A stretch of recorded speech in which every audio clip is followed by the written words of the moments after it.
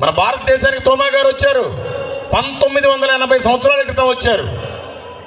దానికంటే ముందే కొంతమంది యూదులు వచ్చారు మన కేరళ ప్రాంతానికి. దాని పేరు అప్పుడు ట్రావెన్కోర్. అందరూ ఈ చెక్కలు, లవంగాలు, యాలకులు అమ్ముకోవడానికి వచ్చారు యెరూషలేము నుంచి ఇక్కడికి. వచ్చినప్పుడు ఆ ట్రావెన్కోర్ ప్రాంతానికి ఒక రాజుగారు ఉండేవారు.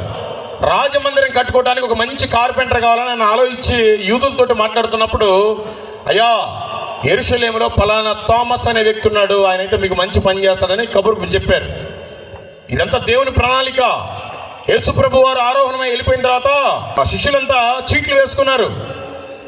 నువ్వు ఏ దేశానికి వెళ్ళాలి, సువార్తకి నువ్వు ఏ దేశానికి వెళ్ళాలి, నువ్వు ఏ దేశానికి వెళ్ళాలని. తోమా గారి కంట భారతదేశం అని వచ్చిందంట. ప్రభువా వాళ్ళంతా మూర్ఖులయ్యా, నేను వెళ్ళలేనయ్యా అన్నాడంట. ఏ తోమా నువ్వు వెళ్ళాల్సిందే అన్నాడంట ప్రభు. ఈ తండ్రి చిత్తం, దేవుని చిత్తం. అందుకని ఆ రాజుగారు ఆయన రాజమందిరం కట్టడానికి తోమా గారి దగ్గరికి పడవనేసి పంపించి తోమా గారిని మొత్తానికి ఇండియాకి తీసుకొని వచ్చారు. రాగానే మొట్టమొదటిగా అడుగు పెట్టాడు. దాని పేరే కొడంగలూరు. మీరు గూగుల్లో కొట్టండి, ఇండియా ఫస్ట్ చర్చ్ అది, తోమా గారి చర్చ్ అది. అక్కడ అడుగు పెట్టాడు. అక్కడ మందిరం కట్టబడింది. ఆయన పగలంతా రాజమందిరం కడుతున్నాడు. ఆ వచ్చిన డబ్బులతోటి రాత్రంతా పేదలకి అది ఇది కొనిస్తూ సువార్త చెప్తున్నారు. ఈ విషయం రాజుగారికి తెలిసి జైల్లో వేయించాడు. మీకేమైనా అర్థమైందండి? యేసు ప్రభు వారితో పాటు తిన్న వ్యక్తే, పడుకున్న వ్యక్తే. ఇప్పుడు కాదు మత మార్పిడి, ఇప్పుడు కాదు ఇబ్బందులు.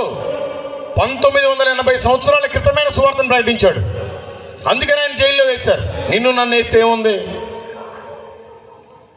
వేసిన 3వ రోజు రాజుగారి తమ్ముడు చనిపోయాడు.